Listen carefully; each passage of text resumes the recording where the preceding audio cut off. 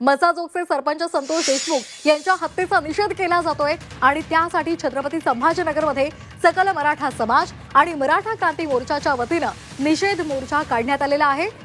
सध्या हा मोर्चा निघालेला आहे। क्रांती चौक ते विभागीय आयुक्त कार्यालय असा हा मोर्चा काढला जातोय। या मोर्चामध्ये सरपंच संतोष देशमुख यांचं कुटुंब सहभागी झाले, त्याचबरोबर मनोज जरांगे पाटील सहभागी झालेत आणि यासह विविध राजकीय पक्षांचे नेते सुद्धा या मोर्चात सहभागी झालेत। याआधी बीड, परभणी, पुणे या ठिकाणी सुद्धा मोर्चाचं आयोजन करण्यात आलेलं होतं।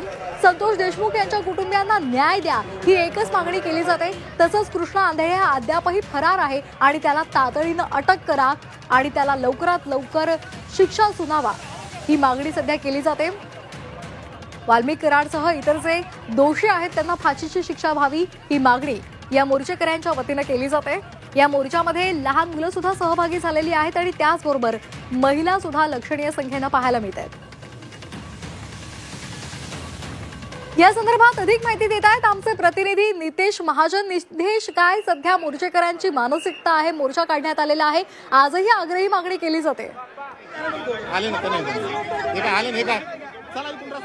नक्कीच आता जो क्रांती चौक आहे त्या ठिकाणाहून मोर्चाला सुरुवात झालेली आहे आणि मोर्चामध्ये मोठ्या संख्येने आंदोलक सहभागी झालेले आहेत। आपण बघू शकतो क्रांती चौकातून काही क्षणापूर्वीच या मोर्चाला सुरुवात झालेली आहे आणि पैठण गेट मार्गे हा मोर्चा जो आहे तो आता विभागीय आयुक्त कार्यालयावर पोहोचणार आहे।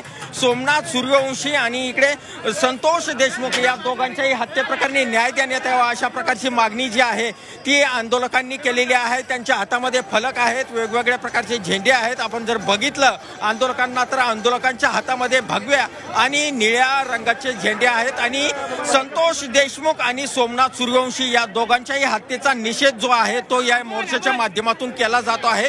कुठल्याही प्रकारे आता या दोनही कुटुंबांना न्याय देण्यात यावा अशा प्रकारची मागणी जी आहे ती या आंदोलकांनी केलेली आहे। आणि आपण जर बघितलं तर आता सोमनाथ सूर्यवंशी यांचं कुटुंब आणि याशिवाय संतोष देशमुख यांचं कुटुंब या मोर्चामध्ये सहभागी झालेले आहे। आपण बघू शकतो संतोष देशमुख यांची मुलगी आहे, त्यांचा भाऊ आहे आणि सोमनाथ सूर्यवंशी यांचा भाऊ देखील या मोर्चामध्ये सहभागी झालेला आहे। अतिशय भव्य असा हा मोर्चा आहे आणि मोर्चामध्ये हजारो आंदोलक जे आहेत ते सहभागी झालेले आहेत आणि एकच मागणी आहे की कुठल्याही प्रकारे या दोनही कुटुंबांना न्याय देण्यात यावा।